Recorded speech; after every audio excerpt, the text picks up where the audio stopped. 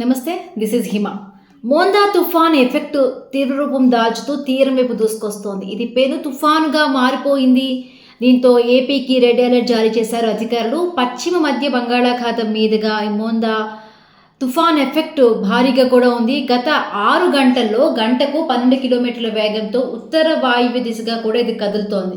తుఫాను ప్రస్తుతం మచిలీపట్నంకి దక్షిణ ఆగ్నేయంగా 160 కిలోమీటర్ల దూరంలో, అంటే కాకినాడకి దక్షిణ ఆగ్నేయంగా కూడా 240 కిలోమీటర్ల దూరంలో ఉంది.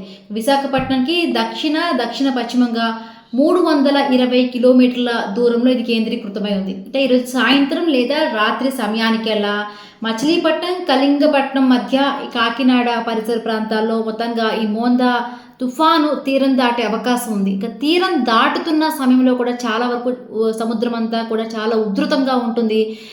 గంటకు 90 నుంచి కూడా 100 కిలోమీటర్ల వేగంగా కూడా గరిష్టంగా 110 కిలోమీటర్ల వరకు వేస్తుందని అధికారులు అంచనా వేస్తున్నారు, వాతావరణ అధికారులు. ఈ మోందా తుఫాన్ ఎఫెక్టు ఇది ఏపీతో పాటు తెలంగాణపై కూడా ఉంటుందని హైదరాబాద్ వాతావరణ కేంద్రం తెలిపింది. ఇక మోందా తుఫాన్ ప్రభావంతో ఇప్పటికే పలు జిల్లాలకు, తెలంగాణలోని కొన్ని జిల్లాలకు రెడ్ అలర్ట్ ప్రకటించారు. రాష్ట్రంలో భారీ నుండి అతి భారీ వర్షాలు కురిసే అవకాశం ఉందని కూడా వాతావరణ శాఖ హెచ్చరించింది. అలాగే ములుగు, భద్రాద్రి కొత్తగూడెం, ఖమ్మం జిల్లాలకు రెడ్ అలర్ట్ ప్రకటించింది ఐఎండీ. మంచిర్యాల, పెద్దపల్లి, జయశంకర్, భూపాలపల్లి, హన్మకొండ, వరంగల్, మహబూబాబాద్, నల్గొండ, సూర్యాపేట జిల్లాలకు ఆరెంజ్ అలర్ట్ని జారీ చేసింది. మొత్తంగా తెలంగాణలోని కొన్ని జిల్లాలకు ఆరెంజ్ అలర్ట్ని జారీ చేశారు. అలాగే ఈరోజు అర్ధరాత్రి పలు జిల్లాలో భారీ నుంచి అతి భారీ వర్షం కురిసే అవకాశం ఉందని హెచ్చరిస్తున్నారు. అత్యధికంగా ఉమ్మడి వరంగల్లో ఈ ఎఫెక్ట్ ఉంటుందని అంటున్నారు.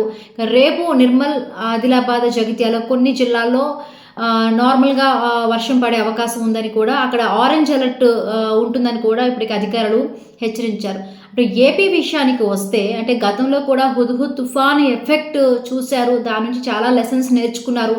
సో అందు గురించే ఇప్పుడు అలాంటి పరిస్థితులు రాకుండా కూడా ముందుగుండా కూడా జాగ్రత్త చర్యలు చేపట్టింది. ఏపీలో కూడా ఇప్పటికే CM Chandrababu Naidu, deputy CM Pawan Kalyan కూడా పర్యవేక్షిస్తూ ఉన్నారు. అంటే పెద్ద పెద్ద వృక్షాలు కూడా ఎక్కడికెక్కడ రోడ్లపైన పడిపోయిన పరిస్థితి, ఎక్కడికక్కడ రోడ్లో కూడా ఎక్కడ పెద్ద వృక్షాలు కూలిపోతే వాటిని క్లియర్ చేసి రోడ్లను క్లియర్ చేస్తున్న పరిస్థితి. అత్యవసరం అయితే తప్ప బయటికి రావద్దని ఇప్పటికే కూడా హెచ్చరికలు జారీ చేశారు. ఈ నేపథ్యంలో అంటే లోతట్టు ప్రాంతాల్లో ఎవరైతే ఉంటారో వాళ్ళకి పునరావాసాలు కేంద్రాలు ఇప్పటికే కూడా కేటాయించారు. రెస్క్యూ టీమ్స్ కూడా సిద్ధంగా ఉన్నాయి, అలర్ట్గా ఉన్నాయి.